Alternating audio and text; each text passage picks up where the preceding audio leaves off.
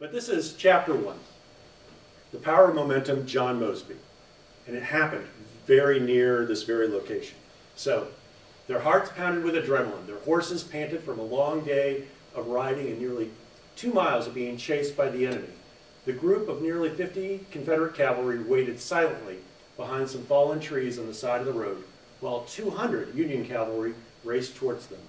It was a cold, wet day in late March, with less than 2 hours of sunlight left. Many of the Confederates had not known each other long. Some had just met that day. They'd come from every possible background. 2 English soldiers of fortune, 1 a decorated veteran of the Crimean War, 1 a 50-year-old blacksmith recently turned soldier. Some grew up in the area, and some from other units who signed up with the group for the day to see if they could win a horse.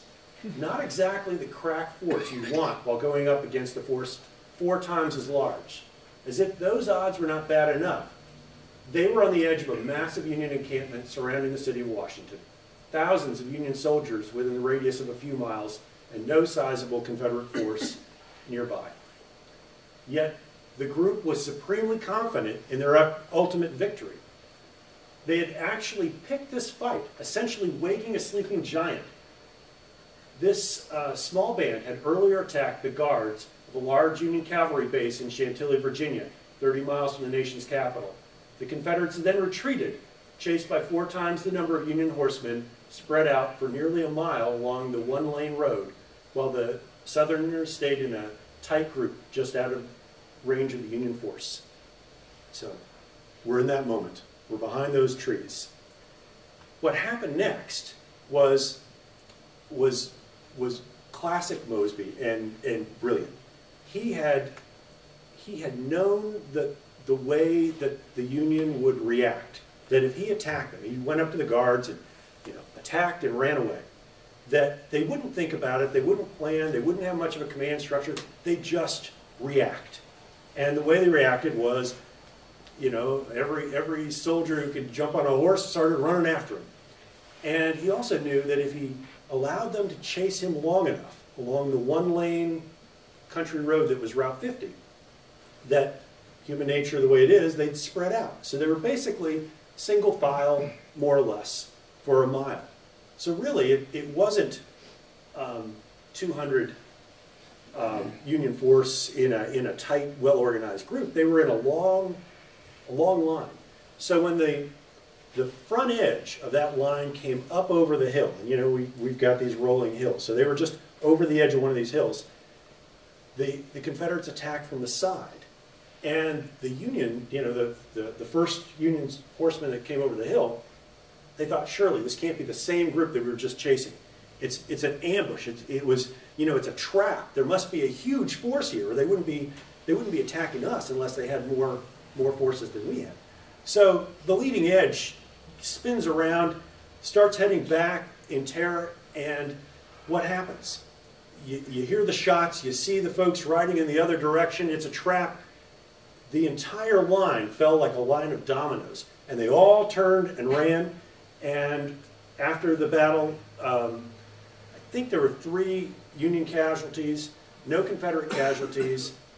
The Confederates, Mosby's group captured, I forget, 30 or 50 horses, a lot of gear, and went on their way.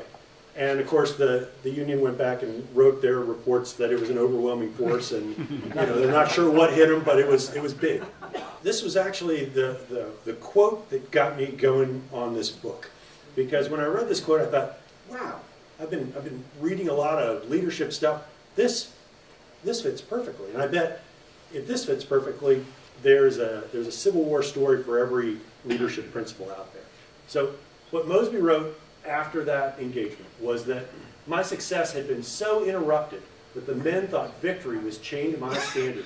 Men going into a fight under the influence of such feelings are next to invincible and victors before it begins. That's a really powerful statement about the power of your expectations, the power of perception. They thought he could do no wrong. So when he was leading them, another group, being chased by 4 times the number and no reinforcement nearby, and they're tired and it's a long day, they might have been terrified. These guys went into it just with supreme confidence that they were going to win, and because of that, they did. So here's some of the modern research that supports this. The MIT has been doing a study of executives, and they found that the executives that project confidence and optimism non-verbally were 87% more effective than the executives that did not have a positive, energetic mannerism. And that's a 2008 MIT study. There he is right there in the middle, and there's his confident group. The Gallup Research Organization that does polling and has done polling for years, they have a number of books that they've put out on leadership that all draw from the same body of knowledge. And one of the things that they found was that employees were 69% more engaged in their jobs when their leaders were enthusiastic about the future, and only 1% engaged in their jobs when their leaders did not inspire hope. Wow. That's pretty big. So if you have a group and you're moping around saying, oh my gosh, the sky's falling, you're not going to be able to accomplish very much. Clearly, Mosby was able to use that momentum to great effect. And if you think about what he did, you know, he started with very small actions, surprise attack here, surprise attack there.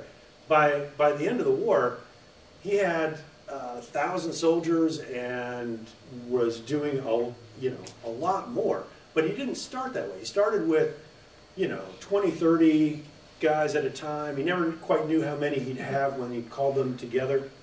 And he started by picking his fights and building a chain of successes. Now, you all probably know he didn't win every battle, but he won a lot, enough that he really created a tremendous amount of momentum and enthusiasm. One of the things that I also put in my book quite a bit is Sun Tzu's Art of War. And I don't know how familiar you are with it, but it is really an amazing source of insights about people and organizations and how they work. So, and Sun Tzu wrote 500 BC in China. So if you can connect 500 BC in China with the Civil War, with modern research on business leaders, the interesting thing is technology changes, but people really don't. We are the same, we've been the same, we will be the same. So Sun Tzu wrote that you fight with momentum. There are only a few types of surprise and direct action, yet you can always vary the ones you use. There's no limit to the ways you can win. Surprise and direct action give birth to one another. They're like a circle without an end. You cannot exhaust all the possible combinations.